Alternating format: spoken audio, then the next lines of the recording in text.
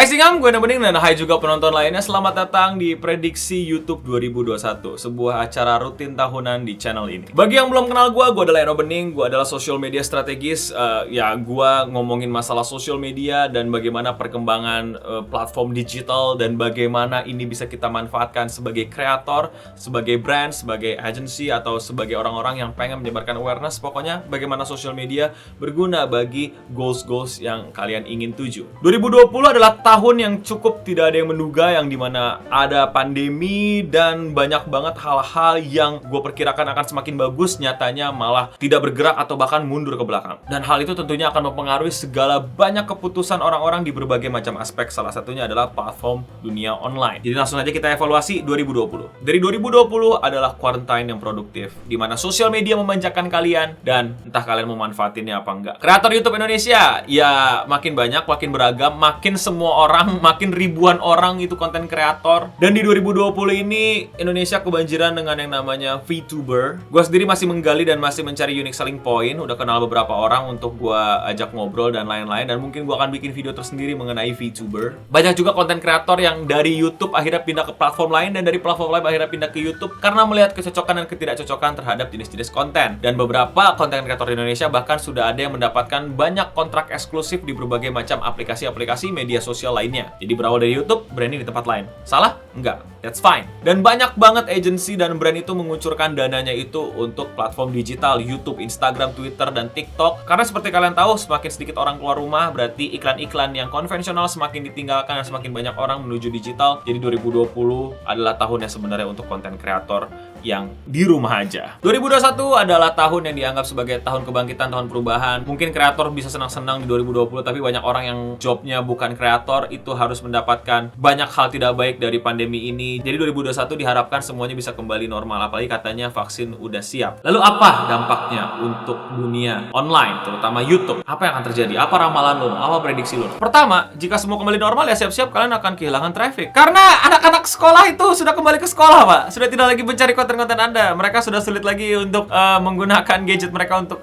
senang-senang ya. Karena mereka sekarang sekolahnya langsung, yang dimana mereka punya 8 jam tambahan untuk kalian di 2020. Dimana 8 jam mereka biasa di sekolah, sekarang 8 jam mereka dituangkan ke konten-konten kalian ya di rumah karena wifi dan nyantai dan gak bakal dimarahin guru kalau sambil nonton YouTube atau sambil nonton Zoom tapi juga sambil nontonin YouTube kalian. 8 jam ini akan hilang pelan-pelan dari sosial media kalian. Jadi sabar-sabar ya. Yang tadinya banyak tontonan tapi sekarang jadi trafficnya menurun. Atau mungkin kalian bisa bertahan atau bahkan bisa beyond itu. Tapi kalau misalnya turun wajar banget karena semua akan kembali normal. Ya apa yang kalian dapetin dari hal yang gak normal akan kehilangan juga lama-lama. Tapi ya bisa kalian pertahankan, kalian kulik. Kreator harus semangat, harus kreatif, harus ngerti bagaimana cara ngatur kontrol itunya. Tapi ini bukan berarti kalian gagal, kalian salah atau kalian salah manuver, salah jalan. Enggak. Ini emang dampak dunia dari yang tadinya semuanya di rumah, nggak semuanya, sebagian besar jarang keluar, sekarang mesti keluar lagi. Dan apalagi mungkin tiba-tiba bebas dan tiba-tiba udah boleh kemana-mana lagi, semakin banyak orang meninggalkan gadgetnya dan meninggalkan internet dan pengen berinteraksi dengan dunia luar. Jadi expect atau siap-siap punya ekspektasi bahwa traffic kalian akan turun. Intinya itu yang pertama. Yang kedua, ya konten kreatornya pada sepi upload karena ikutan keluar juga.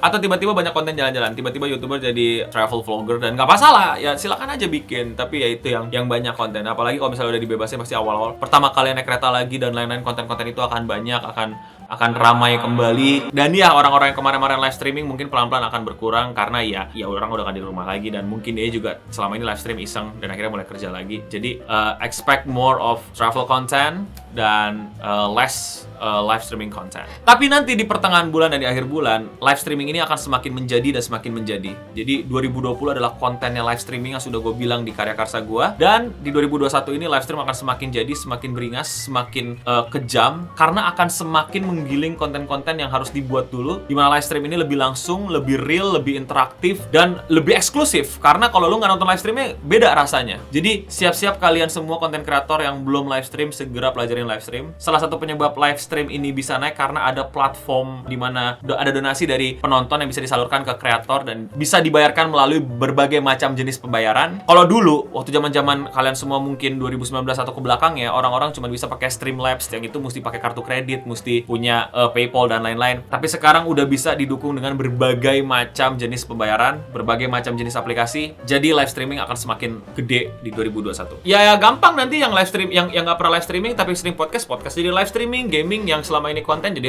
kontennya gaming dan lain-lain itu udah pokoknya live streaming. Koneksi internet akan semakin kencang, Indonesia akan semakin expand besar-besaran untuk memperpanjang jaringan internet. Sekolah online kemarin kan juga menandakan bahwa internet Indonesia masih kurang, bakal tambahin lagi. Siap-siap 2021 live streaming semakin gila. Nah, jenis konten dan lain-lain ini adalah puncaknya di mana kita akan punya bubble community, bubble interest atau bubble preference yang sangat ngebubble. Jadi udah nggak ada lagi kayak semacam satu pilar pilar yang besar gitu. Kalau ini adalah tren-tren yang gede, enggak gitu. Tapi udah bener-bener bubble. Bagaimana gue jelaskan dalam bahasa Indonesia bentar? Ya kayak sesimpel ada anak otomotif, ada anak food and kuliner, ada anak gamer, ada anak vlog, travel vlog dan lain-lain. Mereka udah asik sendiri aja, udah nggak peduli lagi sama apa yang trending dan viral di sana. Udah ya nanti aja gitu. Kalaupun itu trending dan viral ya di kotak-kotak mereka, dan ya udah kalian yang punya interest terhadap sebuah genre atau subgenre, ya udah kalian fokus ke situ aja. Yang ini bilang ini, yang ini bilang ini, ada drama ini, kalian udah bisa bodo amat. Kalian udah bisa fokus sama konten-konten yang mau kalian tonton dan bidang-bidang yang kalian suka tekuni. Investasi, gym, kesehatan, anime, atau bahkan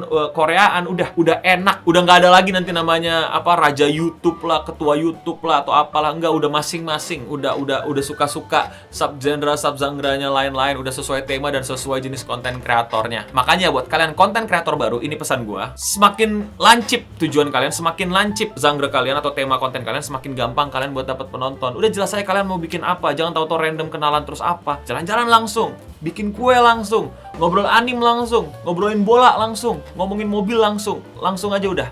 Gampang. Malah kalau lu mau random dan banyak hal, TikTok jawabannya, bukan YouTube menurut gua. Karena For You page itu bikin kalian apapun itu bisa keluar. Sedangkan kalau YouTube mesti dicari atau disuggestin di sampingnya. Apalagi buat orang baru susah untuk sampai disuggest sesering itu atau ketemu di search bar paling atas. Jadi ya coba niche aja. Dan ini masuk ke prediksi gue yang terakhir, yaitu dimana semakin sulit nanti untuk bikin konten. Karena kalau kalian tahu udah banyak banget peraturan-peraturan dari berbagai macam negara yang baru yang menyulitkan platform untuk bisa satu dasar fondasi. Mereka mesti ngikutin kebijakan-kebijakan tiap negara. Di Europe lagi ada peraturan copyright baru. Di Amerika TikTok dan Facebook udah dihajar habis-habisan nih, entah mau ada law baru atau gimana. Yang pasti itu akan berdampak juga ke Indonesia. Karena sebagai platform, biasanya mereka akan pilih peraturan dari negara yang paling ribetin, terus di-apply ke semua negara, biar mereka nanti nggak terlalu ribet untuk membedakan satu negara dengan negara yang lain peraturannya. Contohnya yang udah terjadi ya COPPA gitu. COPPA ini kan peraturan negara Amerika, bukan peraturan negara Indonesia, tapi di-apply ke YouTube ke seluruh user, karena yang dari Amerika tetap bisa nonton konten-konten kalian. Jadi siap-siap untuk mendapatkan peraturan-peraturan yang semakin menyulitkan kalian untuk bebas berkarya di platform-platform digital, terutama YouTube. Don't get me wrong, belum tentu salah YouTube, bisa jadi salah pemerintahan sebuah negara. Tapi yang mau nggak mau pasti mesti diikuti. Tips buat kalian para kreator baru yang pengen banget bikin YouTube, fokus sama kalian punya brand identity, sama target market. Jangan ngikutin yang lain dulu, fokus sama diri kalian dulu mau bikin apa. Masalah gini, kalian sadar nggak? Kalian yang biasanya betah di TikTok dan selalu bikin konten di TikTok, sekarang mau meningkatkan level main kalian ke live stream di YouTube atau bikin konten di YouTube, kalian akan merasakan gap kreativitas yang sangat besar. Bukan yang ngeledek, tapi ini faktanya. Bahwa kalau kalian bikin di TikTok, kalian itu nggak perlu alat editing tools yang aneh-aneh, yang dari scratch. Kalian bener-bener udah disiapin, udah disediain efek-efeknya sama TikTok, bahkan lagunya. Sedangkan kalau di YouTube, kalian mesti taruh-taruhin semuanya sendiri, kalian atur sendiri, kalian cut-cut sendiri, kalian pilih lagunya sendiri, kalian masukin efeknya sendiri. Jadi jangan kaget ketika ada orang TikTok atau siapapun yang berasal dari TikTok pindah ke platform lain yang kayak YouTube gini, akan mendapatkan kesulitan. Tapi nggak apa-apa, cobain aja. By the way, fun fact, YouTube bentar lagi akan ngeluarin aplikasi yang kayak TikTok lah untuk YouTube. Gue juga belum tahu hasilnya bakal kayak gimana, tapi sedang dibuat. Kita doakan aja itu hal yang baik, bukan hal yang malah bikin kayak lah. Tapi kalau gue sebagai social media strategis, gue pasti mesti nyobain, mesti tahu, mesti bikin konten. Jadi jangan kaget kalau gue ntar banyak YouTube, TikTok, apa sih namanya gue lupa. Short kalau nggak salah, Short. Correct me if I'm wrong. Itu aja evaluasi dan prediksi tahun 2020 dan 2021 untuk dunia digital, terutama YouTube. Teman-teman, kalau kalian masih belum sadar, social media itu adalah dunia yang berubah dengan cepat. Jadi video yang gue tonton ini, kalau kalian tonton di 5 tahun mendatang, mungkin kalian akan ketawa-tawa karena hasilnya udah beda. Oleh karena itu, kalian bisa baca selengkapnya tulisan-tulisan gue di seputar internet di karyakarsa/enobening. Kalian di sana bisa membaca atau langsung berlangganan dan menjadi pembaca setia dari buletin seputar internet. Dan tentu saja di video kali ini gue mau ngapresiasi kalian kalian semua yang udah menjadi pembaca setia dari Buletin Seputar Internet. Semoga Buletin Seputar Internet bisa selalu menemani pagi hari kalian dengan memberikan kalian banyak informasi mengenai platform dunia digital. Untuk bisnis kalian, untuk konten kreator, atau bahkan untuk ilmu buat kalian. Untuk berlangganan atau sekedar baca, kalian bisa langsung ke karyakarsa.com/enobening atau kalian bisa klik linknya di description box di bawah. Buat kalian yang pengen nge-support Eno Bening tapi kalian nggak mau berlangganan Karya Karsa, kalian bisa melakukannya dengan cara subscribe dan nyalain notifikasinya, serta share video ini ke teman-teman kalian biar teman-teman kalian mendapatkan info mengenai dunia digital. Dan kalian bisa follow sosial media gue untuk ikutin penelusuran gue ke dunia sosial media ini. Gimana pendapat kalian? Ada kritik? Ada pertanyaan? Komen di bawah. Atau kalian ada topik yang pengen banget dibahas sama Eno Bening di seputar internet? Komen di bawah. Gue tunggu komen-komen kalian. Semoga 2021 kita bisa mendapatkan banyak hal yang lebih baik lagi, banyak hal yang bisa kita tingkatkan, kita improve. Tapi yang penting untuk kita semua, stay clean and sound.